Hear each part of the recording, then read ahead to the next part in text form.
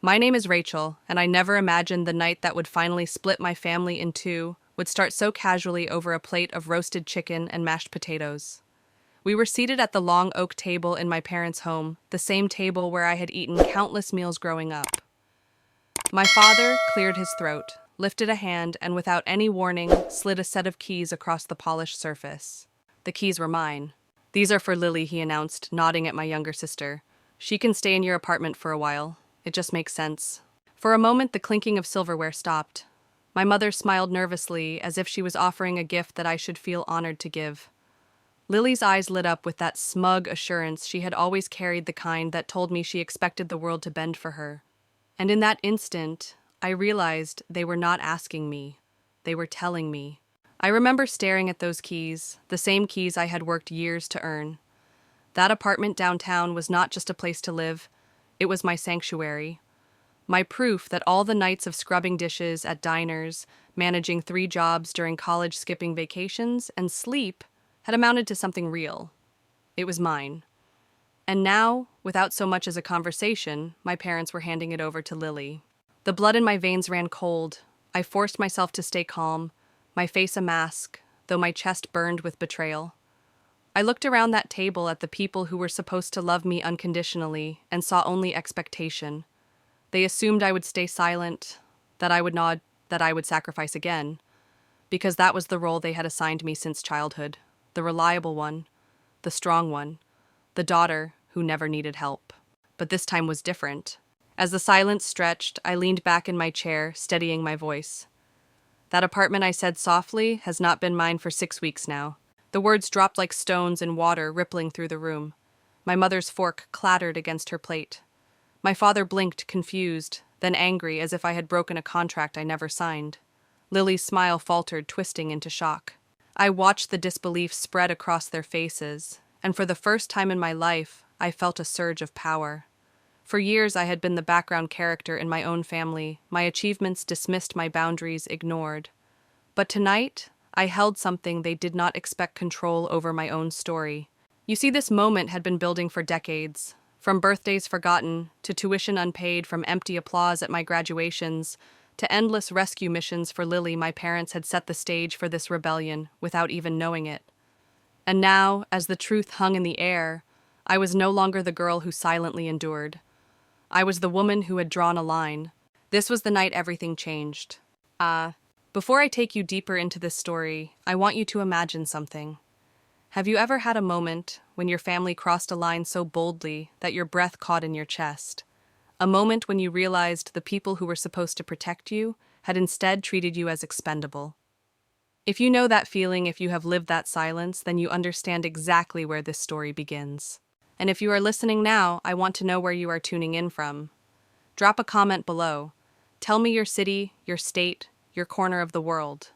Because this is not just my story, it is a story that belongs to anyone who has ever been overlooked, dismissed, or sacrificed for someone else's comfort. And if you are new here, make sure to subscribe. There are more stories like this one, stories that reveal the strength it takes to stand up, even when it means standing alone. The night my parents gave away my keys was not just a betrayal, it was the breaking point. And it was the beginning of my freedom. The room was silent after my words, but it was not the kind of silence that brought peace. It was thick, heavy, like smoke filling every corner of the dining room. My father's jaw tightened. My mother blinked rapidly, as though she could blink my statement away. And Lily, her mouth opened, closed, then twisted into something between a pout and panic. What do you mean you haven't lived there for 6 weeks?" my father demanded, his voice sharp-clipped. He leaned forward as if trying to pin me with his stare. I folded my hands on the table, steadying myself. "I moved out 6 weeks ago. That apartment no longer belongs to me, not in the way you think it does. For once the power was mine." My father sputtered, his voice rising. "We just spoke to your building manager yesterday. He said nothing about this." "I still own it," I clarified calmly. "I still pay the mortgage, but I no longer live there, not after what Lily did." The air shifted. Lily's eyes widened. Color drained from her face, only to return in a blotchy red as she stammered, I don't know what you're talking about." "Oh, you do." My tone was even, not a shout, not a plea. "When I was out of town for work, you let yourself in. You brought strangers. You drank wine on my couch, used my things, read my journal. You violated every inch of my privacy. My mother gasped as though I had accused Lily of a crime. Rachel, she's your sister. You can't possibly be serious. Boundaries rules privacy. This family doesn't live like that. There it was, the same refrain I had heard since childhood. Family above all. Family first. Family without boundaries. Healthy families, do I shot back? Healthy families respect each other's homes, their work, their lives. For the first time, I watched Lily shrink under my words. She had always been the golden child, always cushioned by my parents' protection. But now, with her secret exposed, she looked small, her shoulders folding inward. My father's voice thundered. So you've been lying to us, hiding where you live. What kind of daughter does that? I met his glare and answered softly, the kind who learned it was the only way to protect herself. The kind who realized she could never earn the same trust you handed to Lily without question. The kind who finally decided enough was enough. That was the moment something broke not in me, but in them. The script had been flipped. For decades they expected me to play my role, the strong one, the silent one, the dependable one. Tonight I had walked off their stage. I felt the weight of their shock pressing against me, but inside I was steady. I had lived through the ache of being forgotten, of being the afterthought. I had carried the scars of being called selfish whenever I asked for something small.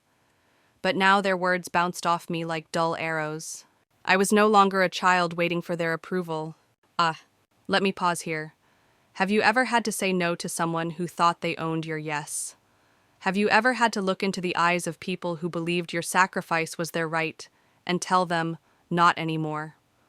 If you have, then, you know how terrifying and liberating it is to reclaim yourself. Before I continue, I want to ask you something. If you've ever been in that position, forced to choose between pleasing your family or protecting your own peace, what did you do? Leave a comment below. Share your story, because you never know who might need to read your words tonight. And, if you haven't already, subscribe so you don't miss the rest of this journey. We're just getting to the heart of it.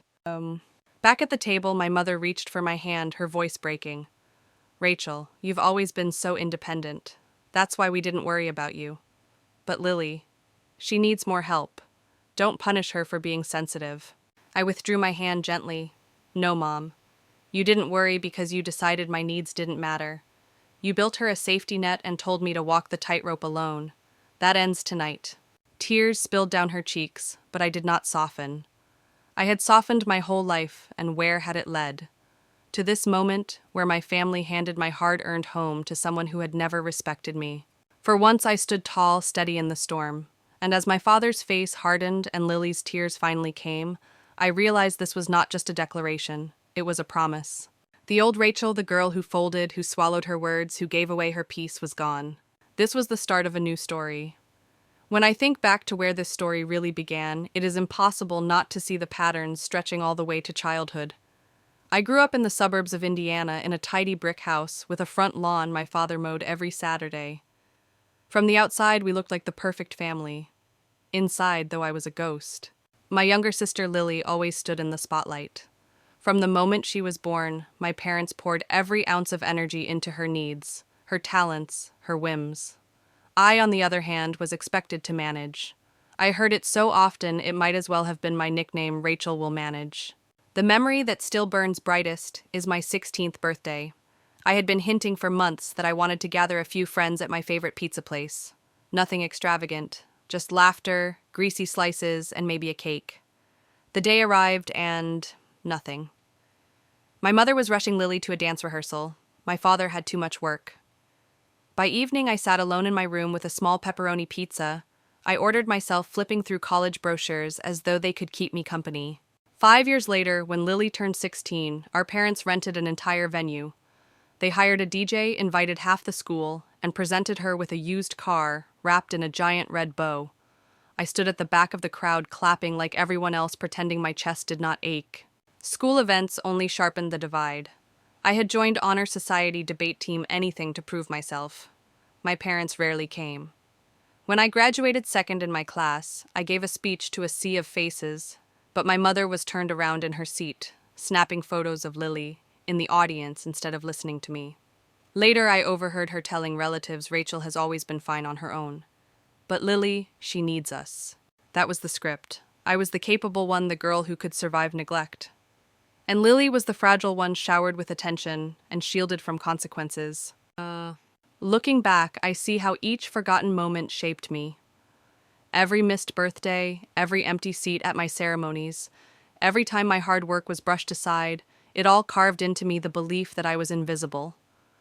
But I also learned to stand on my own feet, to hustle, to never expect a hand to catch me if I fell. Do you know what it feels like to be erased in your own family? To watch your sister's milestones, celebrated like national holidays, while your victories disappear into silence.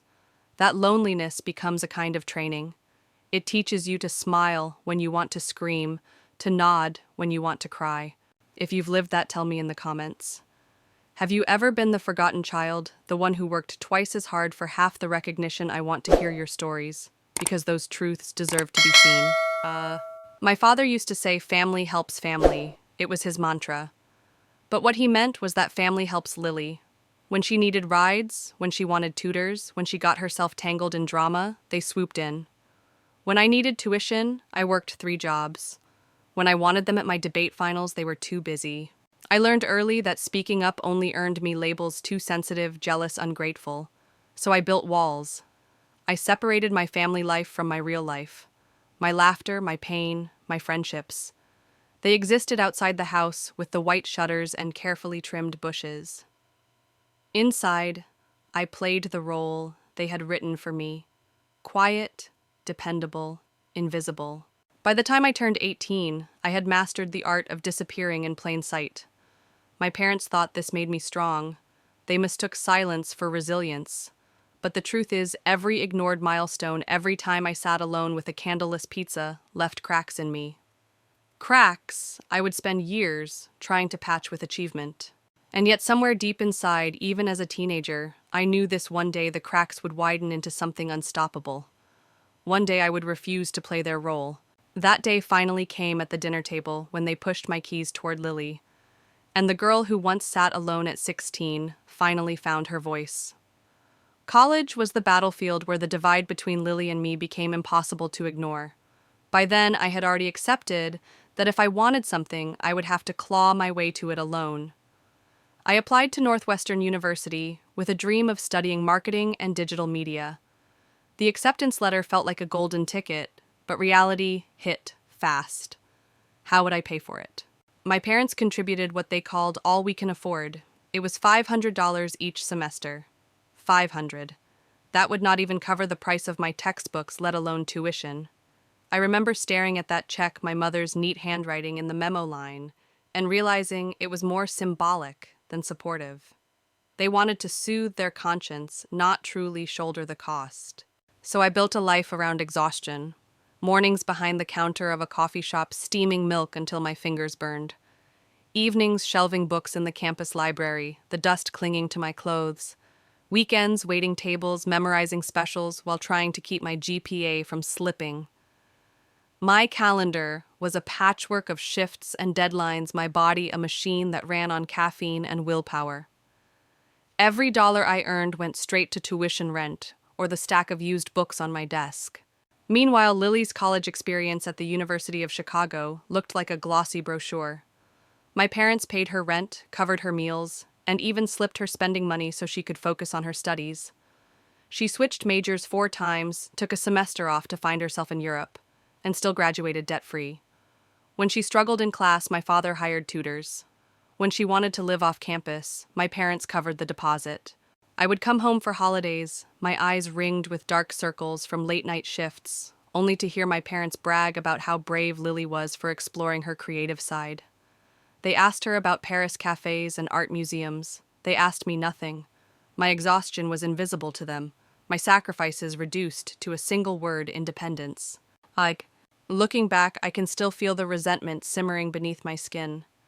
It was not jealousy, it was betrayal. To see my parents' wallets open wide for Lily, while they applauded me for carrying the crushing weight of debt on my own shoulders. I wanted to scream, "Why is her dream worth investing in but not mine?" But I knew the answer. To them I was capable. To them Lily was delicate. That contrast poisoned everything. When she failed, they rushed to cushion the fall. When I succeeded, they shrugged as if it was expected. It taught me that in my family's eyes, struggle was not something to be relieved, it was my assigned role. Do you know what it feels like to work yourself raw while someone else coasts on the wind your parents create for them? To be told you are so strong when what you really need is rest, support someone to say, "We've got you." If you know that ache, then you know what my college years felt like. Tell me in the comments, have you ever had to carry the load while someone else was carried on a cushion? How did it shape you? I want to know your story. I graduated with honors, holding not just a diploma, but also a mountain of debt. Lily walked across her stage, debt-free, her cap decorated with glitter and paint, my parents cheering the loudest. When I looked out into the crowd at my ceremony, I spotted my mother's camera again, but aimed at Lily, sitting pretty in the audience, not at me delivering my speech. That moment cemented something inside me. No matter how hard I worked, no matter what I achieved, I would never be the chosen one. And yet, I also knew something else. While Lily drifted from one safety net to another, I was building muscles she would never have. Muscles of resilience, of grit, of survival. It was in those years between steaming lattes and closing library stacks that I made myself a promise. One day, I would carve out a life no one could take credit for, a life that would be mine alone even if I had to bleed for it. And that promise became the foundation for everything that came next. After graduation, I was exhausted, but determined. My first job was an entry-level position at a digital marketing firm in downtown Chicago. The pay was modest, just enough to scrape by, but I treated it like an opening door. Every dollar mattered, every project was a chance to prove myself. While other new hires spent weekends at bars, I packed leftovers into plastic containers and stayed up late learning extra skills online. I shared a cramped apartment on the far side of the city with 3 roommates. The walls were thin, the heating unreliable, but I made it work. My mornings started before sunrise, layering on cheap makeup in a cracked bathroom mirror before catching the train. Evenings ended with me hunched over freelance gigs, designing websites, managing small businesses' social media accounts, anything that brought in a few extra dollars. It took 3 years of living like that.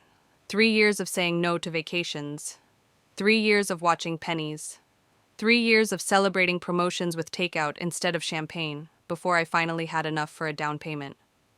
I remember the day I signed the papers. My hand trembled as I gripped the pen, because that signature was not just ink. It was proof that I had climbed a mountain no one thought I could. The apartment was small, 900 square feet, but to me it was a palace. Hardwood floors that glowed in the morning light, brick walls that whispered, history windows that opened to the hum of the city. The kitchen barely had room for a table, so I found a secondhand island that doubled as workspace and dining spot.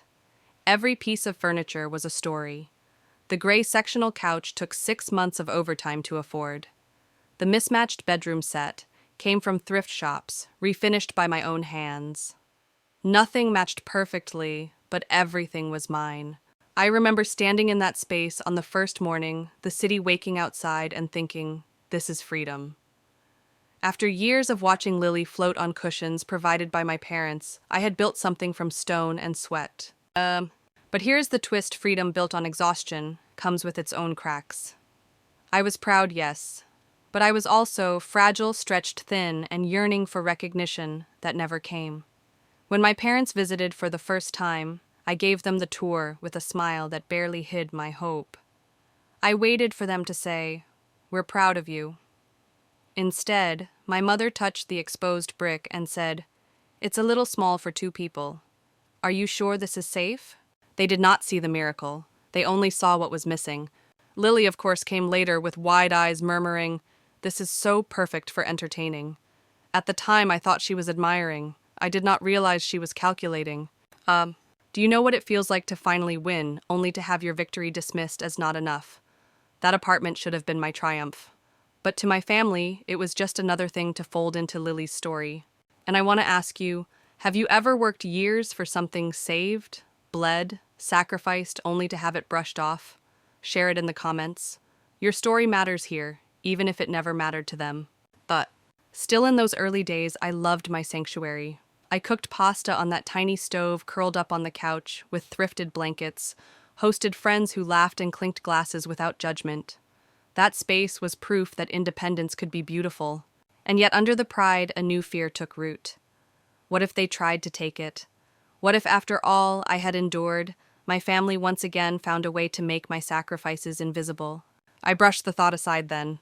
But I would soon learn when people are used to taking from you, they never stop on their own. They only stop when you finally fiercely say no. The apartment had become my fortress, my proof of survival. But life has a way of testing you just when you think you are safe. For me, that test came in the form of a relationship that started with promise and ended with a wound I never saw coming. His name was Thomas. We met at a marketing conference in the city, two young professionals shaking hands over coffee cups and business cards. He was charismatic, clever, and for once someone seemed genuinely fascinated by my drive. After years of being overlooked, his attention felt like sunlight. I let myself believe he understood me, the long hours, the exhaustion, the weight of being invisible in my own family. For 2 years, we built something that looked solid. We had Sunday mornings in bed with pancakes, late-night brainstorming sessions, where we swapped ideas like sparks, quiet evenings, when his presence softened the edges of my fatigue. I thought maybe, just maybe, this was my partner, the one who saw me. But the illusion shattered one night over dinner. We were at a small restaurant, plates of pasta steaming between us, when he casually dropped the bomb. "I accepted a job in Seattle," he said, spearing a meatball like it was nothing. My fork clattered against the plate. "Seattle? Since when?" "2 weeks," he shrugged. "It's a great opportunity. I figured I'd tell you once it was finalized." There was no conversation, no planning together, no "what do you think?"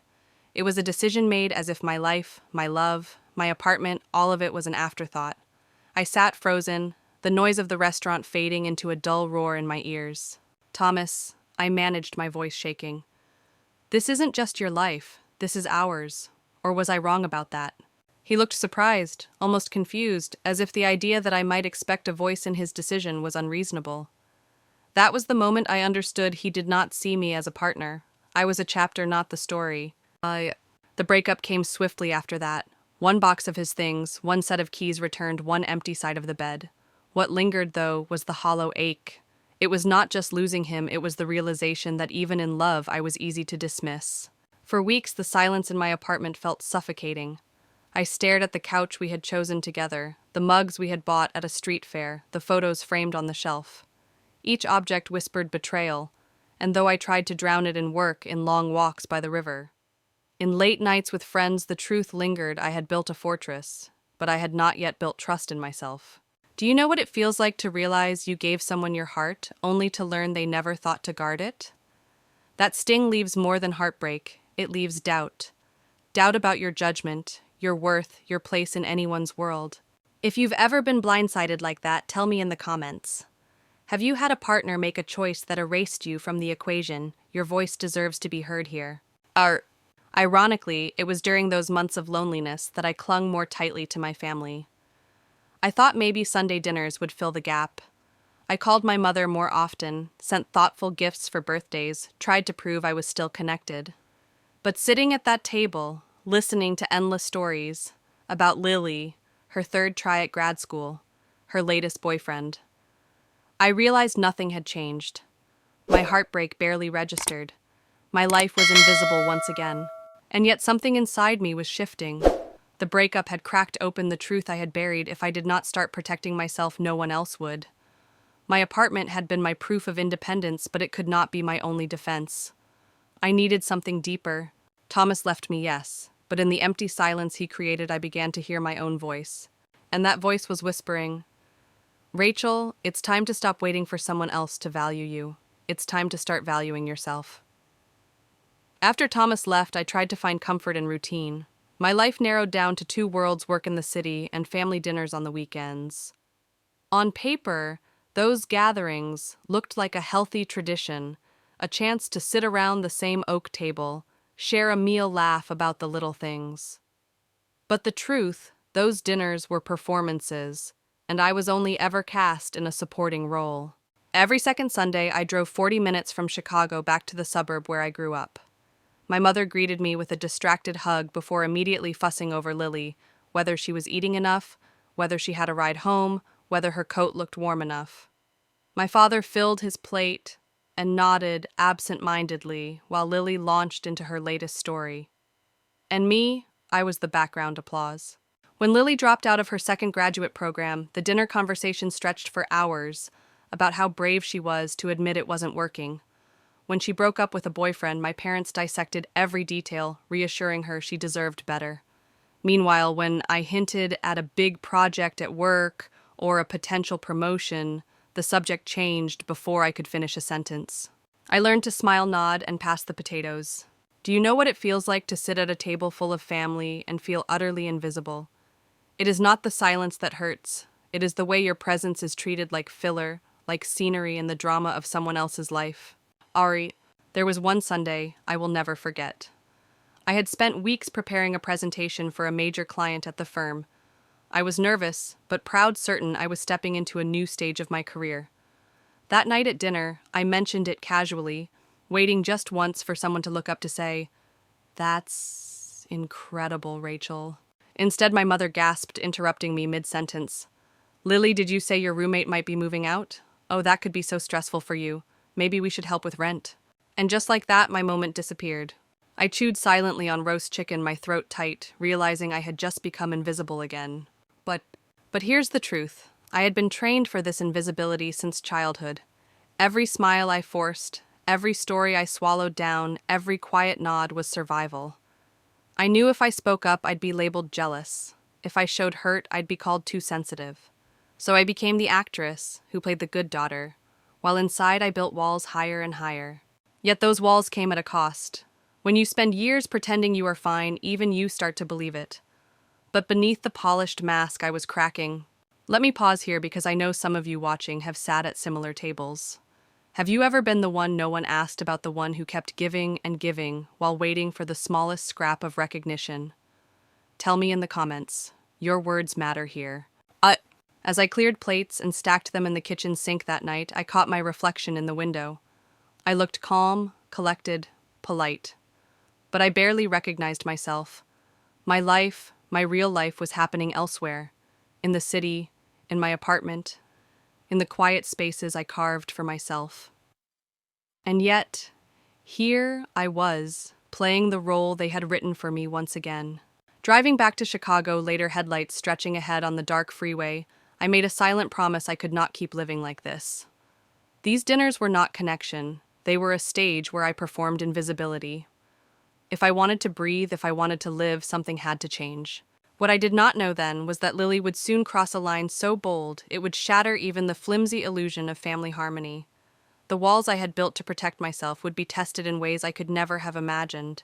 And the apartment I had sacrificed everything for, it would become the center of a battle I never wanted, but could no longer avoid. The first time Lily crossed into my apartment uninvited, I tried to laugh it off. She had called earlier in the day, asking if she could borrow a cocktail dress for an interview. I said maybe, thinking she would wait for me to bring it. But when I got home that evening, the dress was gone, and so were 2 pairs of shoes, the handbag I had splurged on for my 30th birthday, and a few pieces of jewelry I had tucked into a box. When I confronted her, Lily tilted her head like I was the unreasonable one. "I thought you'd want to help me look professional. It's not like you were using them today." Her tone was dismissive, but what chilled me was her assumption, "What's yours is mine." It was not a request. It was entitlement carved into her like bone. Soon the pattern escalated. I would come home from long days at the office and find Lily sitting on my couch, scrolling her phone, a soda can sweating on the coffee table. She waved at me like it was normal. "Hey sis, I was in the neighborhood, just needed some sister time." Sometimes she asked for money. Sometimes she wanted to borrow my laptop because hers was acting weird. Once she left with my credit card, claiming she had forgotten her wallet. Each time she brushed aside my protests with that same line, "We're sisters. What's yours is mine." At first I thought it was laziness or lack of boundaries. But then came the night I returned from a weekend trip to find 8 strangers sitting in my living room. My rug stained with red wine, my dishes scattered with half-eaten food. The air reeked of cheap beer. Lily had thrown a dinner party in my home, without asking, without even telling me. When I called her furious, she laughed. "Your place is bigger than mine, Rachel. Come on, I knew you wouldn't mind. We cleaned up most of it." Her words rang in my head long after I hung up. Most of it. My sanctuary, the one thing I had built from nothing, had become her playground. What? I knew I had to confront her seriously. So I invited her to coffee, rehearsing in my mind the boundaries I needed to set. I spoke slowly, deliberately. Lily, my apartment is my private space. You cannot come over without calling. You cannot borrow my things without asking. And you absolutely cannot host parties in my home. Ever. Her response, a smirk. Why are you being so uptight? We're sisters. You've always been weird about sharing. When I held firm, she did what she always did. She called our parents. That evening, my father lectured me over the phone about family supporting each other. My mother's voice trembled with disappointment. Why are you being so selfish? Lily just admires your beautiful home. In that moment, I realized the truth. I was not only fighting Lily, I was fighting a system my parents had built since childhood. A system where her needs came first, and my boundaries were seen as obstacles. Do you know how it feels to set a boundary only to have your entire family tell you it is wrong? To hear that protecting your space is selfish, that privacy is a luxury you cannot claim. It twists you inside, makes you doubt your sanity. If you've been there, I want to hear your story. Leave it in the comments. Because no one should have to fight to prove they deserve respect in their own home.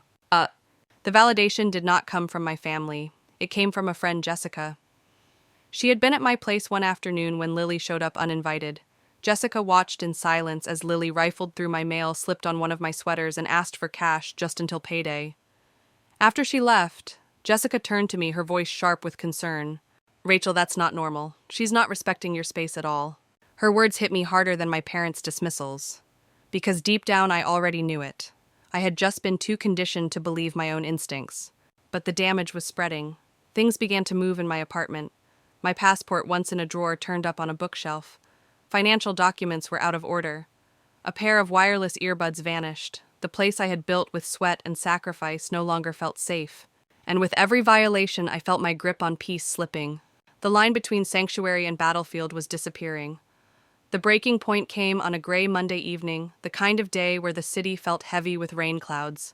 I had just flown back from New York after a whirlwind 3-day business trip.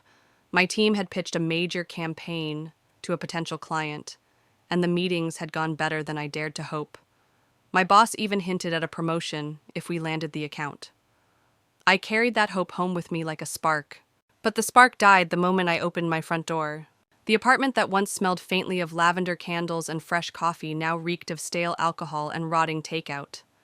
Empty wine bottles lined the kitchen counter. Greasy cartons overflowed from the trash. My sink was buried beneath dishes that looked like they had been sitting for days. My chest tightened. This was not my mess. I stepped further inside each room, delivering another blow. My living room was scattered with couch cushions and crumpled blankets that weren't mine. A jacket I didn't recognize hung over a dining chair. Damp towels sprawled across my bathroom floor. Expensive skincare I had saved months to buy was left uncapped, half-used. And then the final betrayal. In my bedroom, my journal lay open on the bed pages, bent and stained with fingerprints. Next to it sat a half-empty wine glass, a lipstick smear along its rim, the exact shade Lily wore. The air punched from my lungs. That journal held my therapy notes, my doubts, my private grief. To see it violated was like being stripped bare in public. I called Lily, my hands shaking. When she answered, her voice was casual, almost cheerful. "Hey, sis." "Lily," I said, forcing the words through clenched teeth. "You were in my apartment. You brought people here. You read my journal." She laughed as though it was nothing. "Oh, that. I just needed a break. My roommates are impossible, smoking, loud sex, constant drama. I figured you'd understand. I only stayed a couple nights." "A couple nights," I shouted. "My place looks like a hurricane hit it. Who else was here?" "Just a few friends. 3, maybe 4. We cleaned up." I looked around at the chaos, fury surging. "No, you didn't clean. You invaded. You read things that were not meant for anyone's eyes. You had strangers sleep in my home." Her tone shifted instantly into wounded innocence. "Why are you yelling at me? I was in a bad place. I thought you'd want to help me. You're my big sister." It was the same script word for word, her recklessness, my anger, and then the guilt trip. Before I could respond, my phone beeped. It was my mother. Of course. Lily must have called her the moment I raised my voice. I ignored the call, but seconds later, Lily added softly, "Mom wants us both at dinner tomorrow. She says it's important." So, the next night I walked into my parents' house, already bracing myself. The smell of pot roast filled the air, the same meal my mother made whenever she wanted control, wrapped in comfort. My father sat at the table, clearing his throat, ready for the lecture. My mother flitted around, filling water glasses no one had touched. Lily sat opposite me, avoiding my eyes. It began the way it always did, talk of family of sacrifice, of Lily's challenges. My father claimed her landlord was unreasonable. My mother insisted the rent was impossible. Then came the ask. They wanted me to let Lily move in. My mother's voice softened into syrup, just until she finds a new place, a few months at most. My father's tone was firm. This is what family does. Something inside me snapped. I thought of my 16-year-old self eating pizza alone, of the 3 jobs I worked through college, of the apartment I had built from scratch now reduced to Lily's playground. No, I said, my voice steady. Absolutely not. The table went silent. For once, I was not the forgotten daughter. I was the one drawing the line. So, this is where the story sharpens. Have you ever reached that moment, the one where your no finally breaks through decades of yes?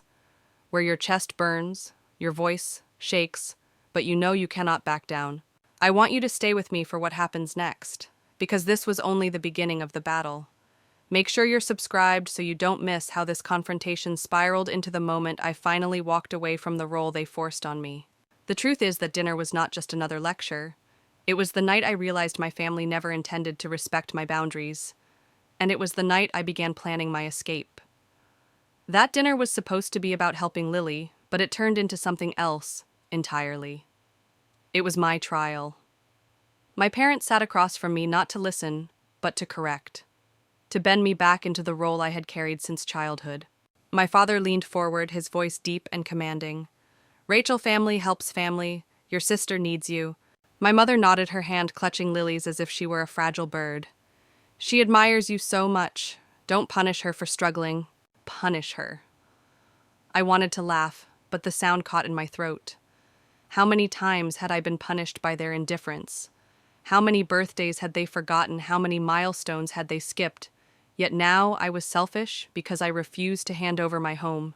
I tried to explain calmly. When I needed tuition, I worked 3 jobs.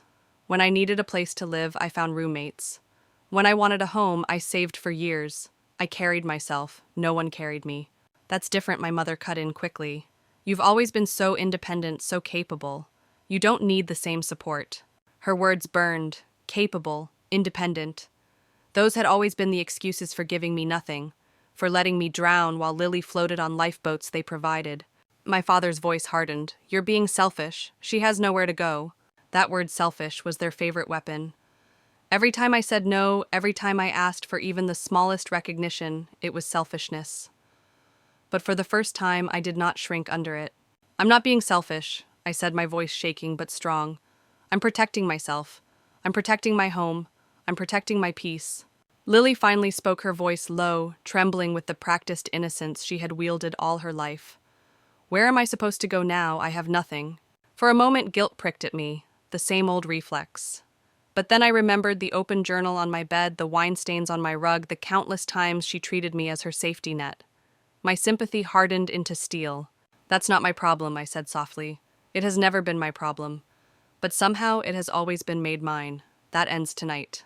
Oh, my mother's eyes filled with tears. You can't abandon your sister. Family doesn't walk away. I pushed my chair back, my heart pounding. I'm not abandoning family. I'm abandoning the role you forced on me. I'm done being the daughter you only remember when you need something.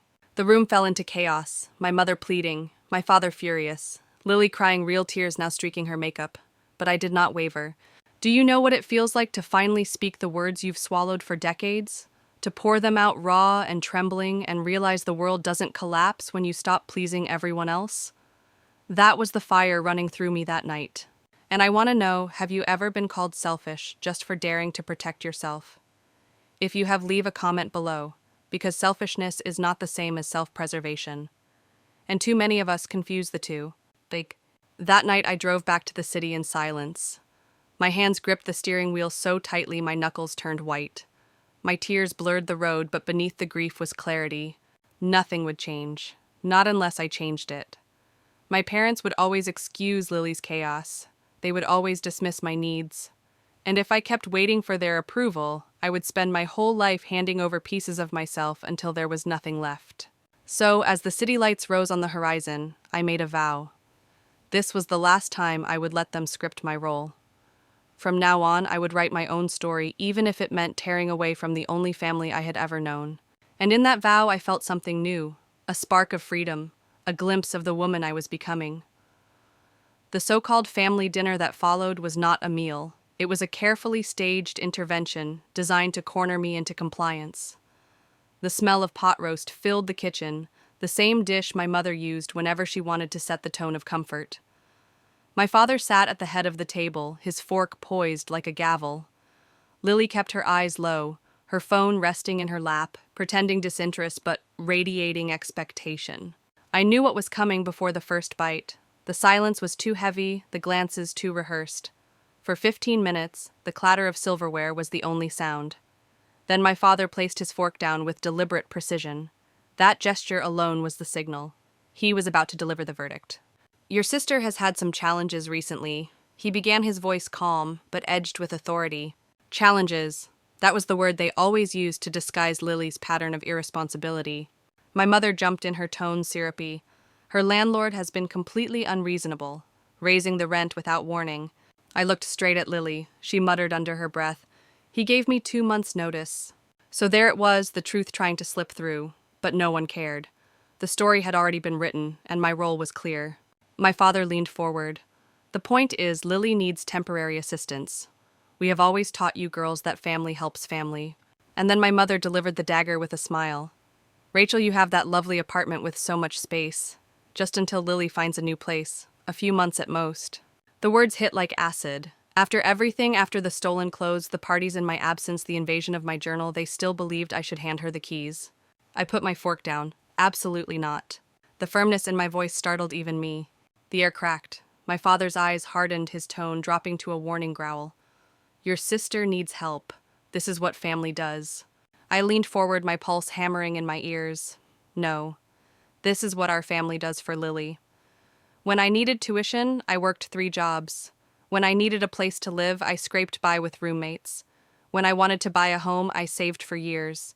And when she needed anything, you paid, you carried her, you bailed her out. My mother waved her hand as though brushing away a fly. "Oh, boundaries. You and your boundaries. Sisters should share support, love." Her dismissal tore at me, but I pressed on. Support goes both ways. When has Lily ever supported me? When has she respected my privacy, my things, my life? "You are being selfish," my father snapped, pulling out his oldest weapon. That word cut like a knife, but this time I refused to bleed. I stood, my chair scraping against the hardwood. My voice trembled but held steady. "I am not selfish. I am a daughter who deserves respect. I am part of this family too, though you've never treated me like it. And I will not let Lily move into my home.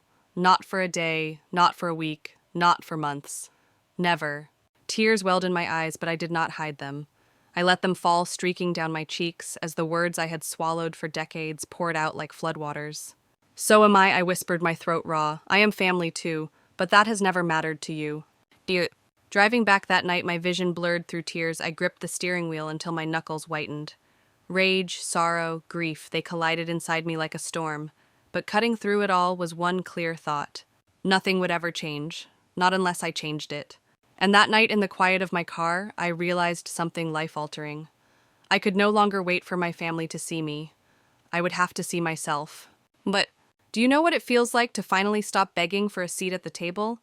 To push your chair back, stand up, and decide you will no longer play the part assigned to you. If you have ever reached that breaking point, I want you to share it. Leave your story in the comments, because your courage might give someone else permission to stand too. That dinner was meant to silence me. Instead, it set me free. I barely slept after that dinner. The pot roast smell clung to my hair, but it was the weight of their words that haunted me more. My mother's dismissal of boundaries, my father's accusation of selfishness. Lily's practiced tears, it all replayed in my head like a broken record. I curled up on my couch, clutching a pillow to my chest, and for the first time in years, I sobbed until my body ached. But as the tears subsided, clarity rose. This place, the apartment I had built piece by piece, no longer felt safe. Lily had walked through my door too many times. She had brought strangers, read my journal, and contaminated the one space I thought belonged to me. I could not heal in walls that carried her fingerprints. At 1 a.m, I picked up my phone and called Taylor, my best friend since college. Her voice was thick with sleep. Rachel, are you okay? No, I whispered the word, breaking loose like a dam. I poured everything out: the invasion, the dinner, the years of being invisible. She listened quietly, then said something that would change everything. You don't have to keep playing the role they gave you. You can rewrite the script. I sat in silence, her words echoing. Rewrite the script. Could it really be that simple? By sunrise, I knew the answer. Yes. The next morning, I called in sick to work for the first time in 3 years. Instead of sitting at my desk, I opened my laptop and searched for new apartments, far from River North, somewhere my family had never stepped foot. That afternoon, I walked into a building in Wicker Park, the scent of old wood and fresh paint greeting me. The apartment was smaller, tucked on the 4th floor, but sunlight streamed through tall windows, glinting off creaky hardwood. The kitchen was compact, the courtyard below lined with trees. It wasn't polished, but it felt like possibility. I'll take it, I told the landlord, my voice steadier than I felt. She smiled, sliding the papers across the table. Her name was Harriet, a woman in her 60s who lived downstairs. When can you move in? She asked. As soon as possible. That night, I opened a new bank account at a credit union across town, shifted half my savings, and set up mail forwarding to a post office box. The secrecy wasn't paranoia, it was survival. I knew my family too well. If they learned where I lived, the cycle would start again. I packed quietly over the next few days. Small boxes carried one by one to work, then to the new place. I left behind the couch, the dining table, the bed frame. They felt tainted reminders of invasion. I brought only what mattered: my grandmother's reading chair, a few cherished books, my favorite kitchen items, my clothes. Setting up the Wicker Park apartment became therapy. I bought new bedding in ocean colors, hung plants in the windows, framed photos of friends instead of family. I carved a nook by the window with a desk, my new workspace. Each decision whispered a truth: this life is yours. The freedom was intoxicating. For the first time, I had a home no one knew about. No unexpected knocks, no rummaged mail, no journal left open by someone else's hands. The air felt different, lighter, like breathing for the first time. But leaving one life and starting another is never simple. I kept my secret close. Only 3 people knew my new address: Taylor Jessica and my therapist, Dr. Reeves. To my family, I remained vague, distant. I answered texts with clipped replies, dodged Sunday dinners, with excuses about deadlines, pleaded exhaustion when my mother called. And the truth, they barely noticed. They had never paid attention to me unless they needed something. So, do you know the relief of closing a door and knowing truly, knowing that no one can barge in, that your space, your air, your silence finally belong to you? That's what Wicker Park gave me. And before I take you into the next chapter, I want to whisper this. If you've ever thought about leaving a toxic pattern, remember this. Freedom doesn't always look dramatic. Sometimes it's just a new set of keys, a new lock, a new address that no one else can touch. If you're listening, subscribe now, because the moment I reveal that secret to my family is the twist that changed everything. For now, all you need to know is this: I had escaped. For the first time in my life, I wasn't surviving inside their system. I was living outside of it, and that changed everything. 6 weeks passed in Wicker Park before the moment of truth arrived. I had built my secret life piece by piece: new keys, new locks, new routines. But deep down, I knew my family would eventually try to pull me back into the script. That day came with a text from my mother: emergency family dinner tomorrow night. No excuses. 6 o'clock sharp. I almost ignored it. Dr. Reeves had warned me about confusing avoidance with boundaries. She said one day you'll need to face them, not to explain yourself, but to stand in your truth. So I answered simply, I'll be there. Walking up the driveway to my childhood home that evening, I felt the weight of decades pressing down on my shoulders. The flower beds, the carefully trimmed lawn, the golden light spilling through the curtains, it all looked unchanged. But I wasn't the same girl anymore. I rang the doorbell instead of using my old key. That small gesture didn't go unnoticed. My mother opened the door, eyebrows raised. Since when do you ring the bell? This is still your home. Is it? I asked, softly stepping past her. Dinner was tense, like a storm cloud hanging above the table. My father pretended to watch a baseball game. Lily scrolled her phone with mock indifference, and my mother hovered in the kitchen with unnecessary fussing. The food pot roast, mashed potatoes, apple pie wasn't for me. It was Lily's favorite. Halfway through dessert, my father finally cleared his throat the signal. Your sister has had some temporary setbacks. The job market is tough, rent prices are outrageous. My mother leaned in with her brightest smile. But we found the perfect solution, just until Lily gets back on her feet. That's when my father reached into his pocket and with deliberate ceremony placed a set of keys on the table. My keys. We spoke to your building manager, he explained. Mr. Peterson said it's no problem to add Lily to the lease temporarily. She can move in this weekend. My mother's voice chimed sweetly. It makes perfect sense. You're at work most of the time anyway. Family helps family. Lily finally looked up, a victorious smile tugging at her lips. I promise I'll keep everything clean this time. I stared at the keys. My heart slowed. For once, I didn't feel panic. I felt calm, steady, almost amused. They thought they had outmaneuvered me, that I would fold like always. But tonight I had a truth they couldn't touch. That's funny, I said, my voice even. I haven't lived in that apartment for 6 weeks. The silence was absolute. My mother's fork clattered against her plate. My father's confident expression froze. Lily's smile collapsed into shock. What do you mean you don't live there? My mother whispered. I looked at each of them, savoring the moment. I still own it. I still pay the mortgage. But I don't live there anymore. I moved out after Lily let herself in while I was away, invited strangers, and read my private journal. Color drained from Lily's face, then flared red. That's not what happened. It's exactly what happened, I cut her off. You violated me, and you always have because no one ever taught you that boundaries matter. My mother groaned, throwing up her hands. Boundaries again. You and these boundaries. I leaned forward, my voice sharp. Healthy families have boundaries. Healthy families respect each other. They don't hand over a daughter's home without asking. They don't decide her life for her. My father's face turned crimson. So you've been lying to us, hiding where you live. What kind of daughter does that? The kind who's finally protecting herself, I said quietly. The kind who has spent her whole life trying to earn the respect you gave Lily for free. The kind who realized that was never going to happen. So, for the first time, I saw them speechless. The roles were reversed. I wasn't the silent daughter anymore. I was the one holding the power. Do you know what it feels like to flip the script that has chained you for decades? To finally reveal that you've been 2 steps ahead all along? That was the fire in my chest that night. And trust me, you'll want to hear what happened next. Because standing in my truth was one thing. Holding that boundary when they pushed back, that was the real test. Subscribe now, because the twist that came after this silence is the moment everything shifted. For now, all I can tell you is this. The night they gave away my keys, I gave them something back. The truth. And for once, they had no idea what to do with it. The silence after I revealed my secret was almost unbearable. My mother's lips trembled, her fork abandoned on the plate. My father leaned forward, his face darkening, as if anger might force me back into obedience. And Lily, sweet, reckless Lily, looked like a child caught sneaking cookies, her mouth opening and closing without words. Finally, my mother broke.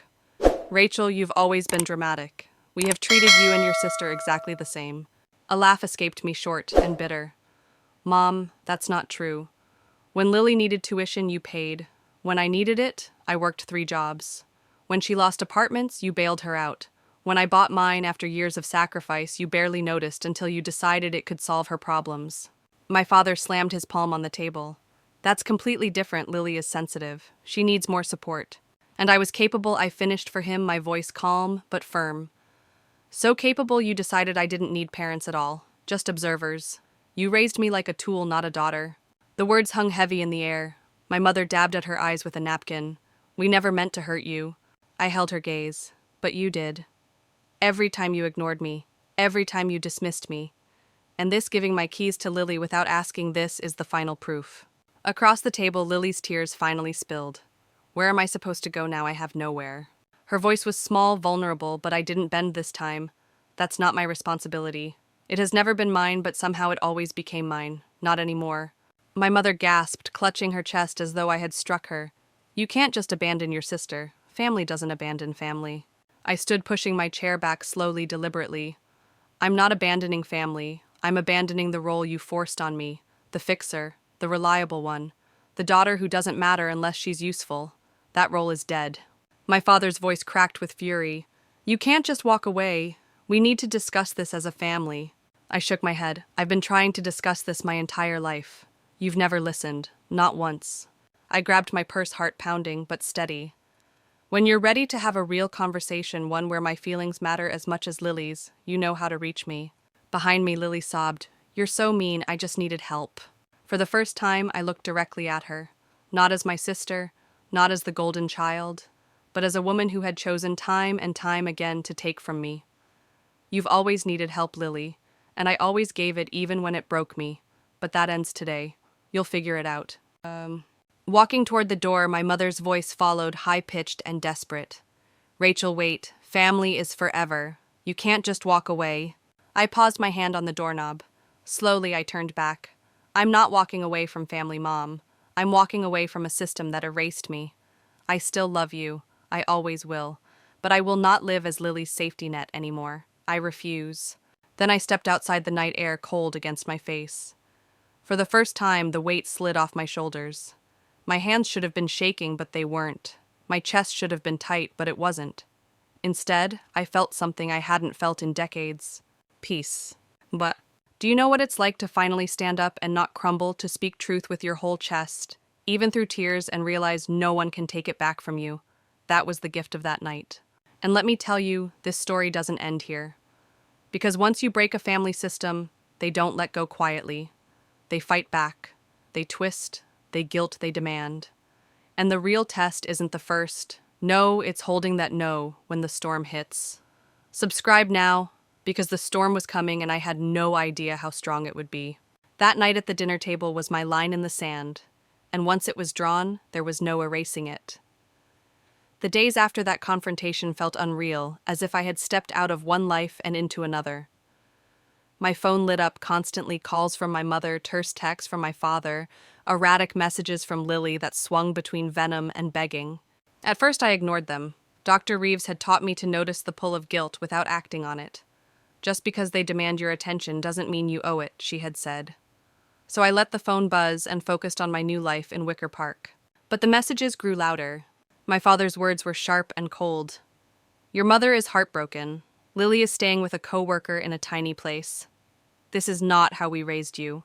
My mother's messages alternated between guilt trips, I cried myself to sleep last night, and desperate attempts at normalcy. "I saw a blouse today that would look lovely with your coloring." And Lily, her texts were a storm. "You've always been jealous of me. Then please, I have nowhere to go. Then just tell me your new address. I won't tell Mom and Dad." I answered none of them. Instead, I built new rituals. Sunday evenings, once reserved for family dinners, became nights of freedom.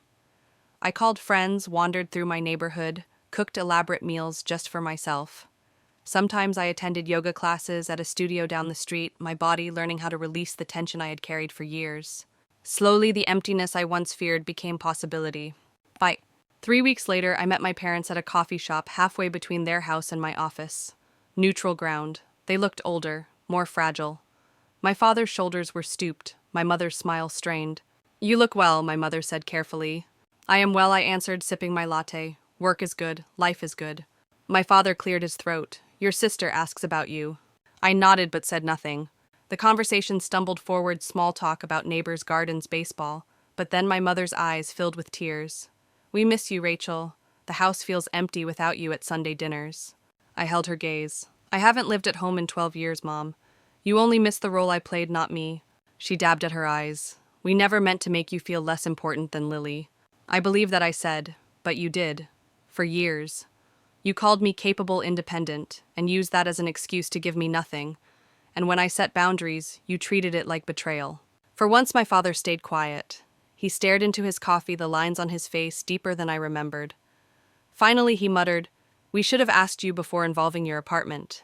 It wasn't an apology, not fully, but it was the first flicker of acknowledgement I had ever heard. So, weeks later, Lily surprised me. A short text, "I'm starting therapy. My therapist says I should apologize when I'm ready. I'm not ready yet, but I wanted you to know I'm working on it." It was the first time she had ever admitted, even indirectly, that she had something to own. I typed back, "I'm proud of you for taking that step." It wasn't forgiveness, but it was a beginning. Meanwhile, my life flourished. I joined a community garden, my hands in the dirt, planting herbs and vegetables. I joined a book club at a local bookstore. I even took a pottery class and discovered a new part of myself I'd buried long ago. For the first time, I wasn't defined by being the capable one. I was just me, Rachel. And that was enough. Do you know what it feels like to finally stop apologizing for your boundaries? To realize that protecting your peace is not selfish but necessary. That was the freedom I found. And if this story resonated with you, I invite you, don't just stop here. Watch my next story where I share how rebuilding trust with family is possible, but only when you stop sacrificing yourself. Click through, you don't want to miss it. Because sometimes the bravest way to love your family is to love yourself first. In the months that followed, life began to take on a rhythm I had never known before. The chaos of constant phone calls, the guilt-laden messages, the Sunday dinners filled with silence and dismissal, they all faded into the background. What replaced them was quiet. A different kind of quiet than the one I had felt before. This was not the silence of being unseen, but the peace of finally seeing myself. My mornings started with sunlight filtering through the trees outside my Wicker Park windows. I made coffee slowly, savoring the warmth of the mug in my hands. Sometimes I sat by the window with a book, sometimes I wrote in a new journal, one I knew no one would ever touch. In those pages, my words felt safe. I learned that healing does not come all at once. Some days the old guilt crept back in whispers of selfish echoes of family helps family. But then I would remind myself protecting my peace was not selfish, it was survival. And more than survival, it was growth. Gradually, my relationship with my parents shifted. It was not perfect, not even close, but it was real. They stopped assuming I would say yes to every demand. They started asking tentatively for my time instead of claiming it.